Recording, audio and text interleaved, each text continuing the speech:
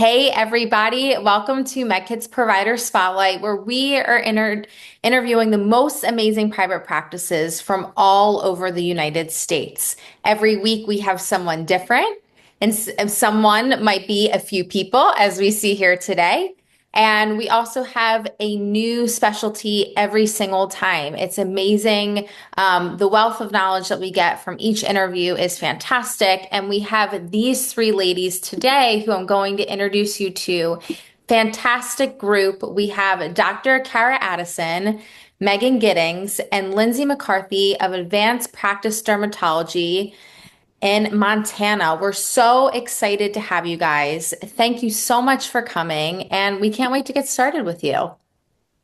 Thanks for having us. Yeah, thank you. Yeah, super excited. So I would love to hear your stories. I always like to start out in hearing the origin stories. I feel like people have made it to their own corners of healthcare in their own way, but would love to hear from you ladies, what inspired you to, open advanced practice dermatology, what had brought you all here together. Well, we have all worked together for a very long time in dermatology, and we had the distinct pleasure of being able to spend time both in the clinic but also outside of the clinic. And as we started to work together more, we realized that we had a lot of very good skills and vision that we really wanted to implement. And the longer we worked together and the longer we honed those skills and kind of the vision for a practice, you just start to realize there are things you can't implement in someone else's group. And so the more those things started to come together, the more we decided that it was probably time that we made the leap and we could do that. And Montana is a state that nurse practitioners can practice independently. And so we're lucky enough that we could actually do that. We could take the leap and open up our own practice. Yeah, and I'd also say just the opportunity to be creative. I feel like in medicine, we get so used to doing the same thing, how it was always done and how we were taught. I feel like this group here, we get to be creative about when there's a problem, we're always addressing what are things that we can do outside of the box to make sure we're getting the best outcome, whether it's for the patient, for our staff, for our practice. And I feel like reassessing things that maybe aren't working well, always going back to the drawing board. And I think that's so exciting because that can also be one of the most challenging things for especially medicine and private practices. But we really do value that and make sure that we're doing things the way that really serves our patients and our community. That's awesome. I love it. Yeah, I go ahead. I'd love Sorry, to. I just wanted to add I think one of the other things that drew us together is recognizing that we're all very different providers. We practice medicine differently. But that actually has become, I think, one of our biggest strengths in advanced practice dermatology. We're very well rounded and we all bring something important to the table. I love it. I can see it. I can see you guys all working so well together, this amazing tribe of women that are here to serve. Yes. Yes. Yes. Amazing, powerful, intelligent, strong women here to support, your community, which I love. So also just wanted to point that out, but would also love to hear, I really appreciate you saying, how much you guys are different. You practice differently. You do see people that come in, I'm sure, with, common things and maybe not so common things, but what do you often find that people are coming in with lately? What are people really truly struggling with? It can be medical, it could be aesthetic. What do you think is something that's happening right now that's very important? Yeah, I think, again, going back to what Lindsay said, how each of us are very different providers. We each kind of have, our broad dermatology, but we also kind of have our specialties. And especially in Montana, this time of year, we're seeing a lot of atopic dermatitis or eczema, more commonly known as, Yeah. also psoriasis. And so these are two disease processes that, we just hear these terms thrown around, and to understand that they're truly autoimmune and they do need something besides just a cream. It's a whole patient assessment and evaluation, and also just making sure that we're preventing other comorbidities or problems that come along with that. And so I would say, all year round, we treat these issues, but especially when the weather starts to change. Both of those stick out to me significantly. And the exciting thing is we have really great treatments that we can talk to patients about and make sure that we're getting them to where they need to be in terms of control of their itch, their skin, how they're feeling overall. We also see rosacea flares, especially right now, because weather change, getting cold. So educating people on appropriate medications to use, over the counters, talking about diet, lifestyle is really exciting to be able to incorporate all of that. Another thing that's very common we see right now is skin checks, so preventative skin cancer screening, because everyone's been outside all summer and all of a sudden they're coming inside and they're like, oh, I should probably get that checked. And so we're starting to see an uptick in that, which is very common because people have the time now and they're not going to necessarily be in the sun. So if they need something removed, it's an option. But that would be, I mean, and then just in addition to general dermatology, that someone's noticed a spot growing or a new rash popping up. Yeah, how about you guys? Yeah, I think, as we headed back into the school year, I think we see a little bit more uptick in acne as kids are starting middle school and high school and wanting to get on top of that. I think we see a little bit more in that realm, and over the counter stuff.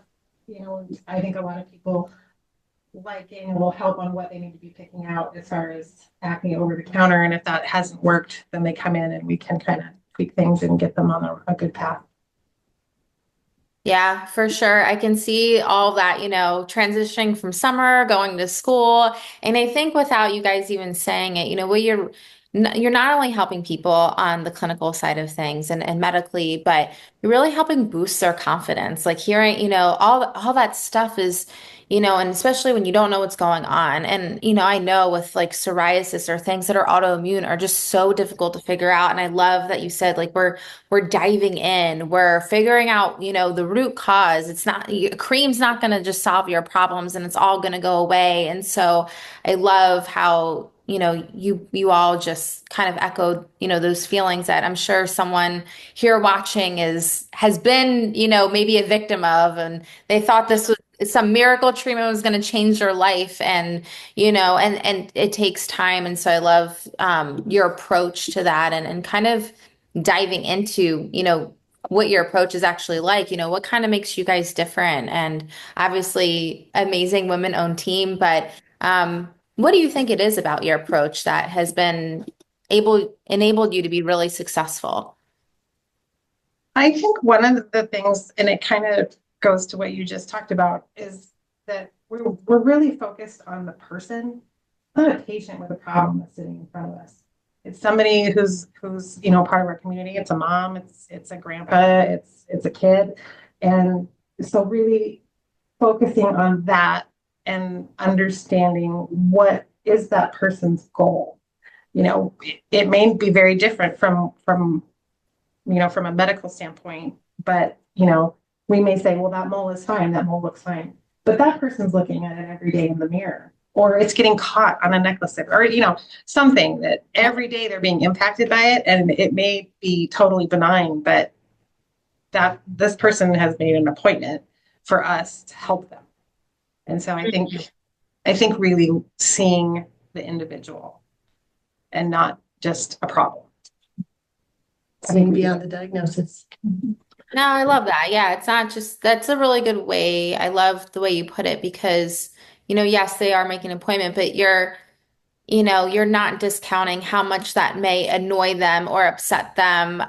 Yes, medically, you may not, it's benign. So yes, there's not much to do, but like, if that is really bothering you, we want to take care of it and we want you to leave happy and feel like you've been heard. And so as simple as that might sound, I think sometimes that's hard to find. So I love that. So something that I love to talk about almost every single time, because everyone has a different perspective, is there are a lot of misconceptions in every field in healthcare. And yeah, I'm sure, and the internet is a great place. It's a great corner of our world. A lot of good information comes from it, but there's a lot of misinformation or information maybe that you wish that people have just not You wish they didn't read online. They go from I was fine, I looked something up to now I have cancer. They just went down a rabbit hole that they didn't need to go into. So Dr. Google. Dr. Google, yeah, it can be a little difficult sometimes. So what are some of the common misconceptions that you feel like you're constantly debunking on a day-to-day basis? I think people have become more knowledgeable about what nurse practitioners do, but we do still get a lot of questions about, well, you can't do what a doctor does. Mhm. So what can you offer me? And so that's, I think, a really short answer is that nurse practitioners can do what doctors do. Yep. And we do. It's about scope of practice. It's about being board certified and training. So there really is not a lot of difference in the care that we can deliver. That's one that we still get. Yeah. You guys want to? Okay. Oh, my favorite one is if the sun hasn't shone there, you can't get skin cancer there. And that is not true. So surprise, when you come in for your skin check, we do make you take your clothes off. Yeah. You have a gown, it's very comfortable. But yes, some of the worst melanomas that we've seen have been in between the toes, on the bum. There's a genetic component, especially to melanoma. Again, yep. Say it for louder, people in the back. Yeah. And places that you can't see. So, I mean, you can't see the top of your head. And you can get over there. So, Yep, absolutely. So what an awesome opportunity, though. I love when patients say that because it's such a good lead in for education that, these are the things we're looking for. There's 3 different types of skin cancer, but also, I mean, Bob Marley died of melanoma in between his toes, and people are always Really? like, what? I had no idea. Yep. Wow. So making sure we're giving them the reason why we're making them take their clothes off and to be looking in these areas and just making sure that everything is okay and giving them the opportunity to look themselves and also make sure they're doing their checks, monthly to make sure they're not seeing anything new. I love it. Also, another good one is, that we're just, warts and acne. There's so much more to dermatology than that. And, hair loss is another good example. There are, a lot of people think there's nothing to treat hair loss, and there's a lot of good medications out there for hair loss. Yeah.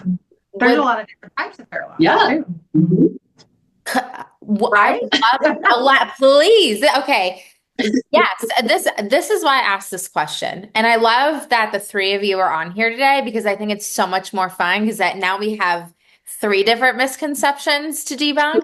But would love to hear about this hair loss. I mean, ladies, like this is, again, for the people like loud in the back, like this is the things that people need to hear about. And I think even for providers that are watching this, they might not be thinking right away, oh, okay, like, yes, go see a dermatologist for this. So providers too, it's equally as important to when you hear some type of trigger word that someone is dealing with some type of issue, don't count us out. We have solutions.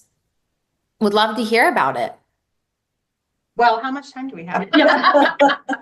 Maybe, Um, maybe we could squeeze in just a little bit. Yeah. Well, there's kind of 2 main categories of hair disorders. There's non-scarring and there's scarring, where there's scarring in the follicle. And non-scarring hair disorders are probably more common, and that includes like androgenic alopecia, which is a hormonally linked type of alopecia. So like male pattern baldness and female pattern thinning, that kind of thing. That's where that comes in. And then there's disruption in growth cycles. There's autoimmune types of hair loss. Stress induced. Pulling disorders, I guess. Yep. Traction. Oh yeah, I forgot about that one. All different kinds. See, that's amazing. There's There's so much of, I think people live their life and they say, "Oh, I'll take care of that later," or "Yes, I might be in pain or I'm feeling this," and they normalize it, right? But they don't realize that there can be great solutions out there for people. So I appreciate you diving in and explaining all of that. To kind of round out today, kind of my kind of second to last question would be, kind of going along with misconceptions, but are there a few tips? Or just common homework that you might give to a client? Are there things that we can do today that put us in the right direction? This has been a wealth of knowledge. So by people already watching and listening to this, we're already halfway there. We're already in a better direction. But if you could have something on your wish list that you wish everyone would know and do, what would that be? Would love to hear from the three of you. I think we can say sunscreen on three. Yeah. One, two, three. Sunscreen. Sunscreen! Yeah, totally.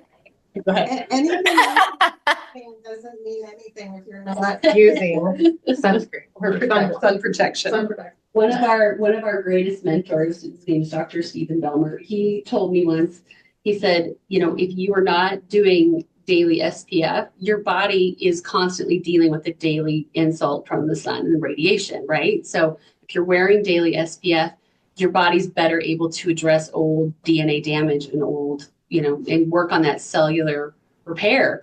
That has stuck with me. It's such great advice. And so if you actually do that daily year round, like on your face and ears and even your neck, it's going to help. It's going to pay off in full. So yeah, that's great advice. I love that. Good to know. Yeah, I would never, it's not too late. Let's get started, everybody who has not started. Even in the winter. Yep. And if you don't love your sunscreen, UPF clothing is so great. Yeah. And you've got so many options in terms of long sleeves, tights, hats. I mean, Yeah. it doesn't have to just be sunscreen. The combination, of course, we endorse more so. Yeah. But again, it's nice to be able to have options out there. Awesome. Any other tips or homework that you might give? I would say lotion right when you get out of the shower.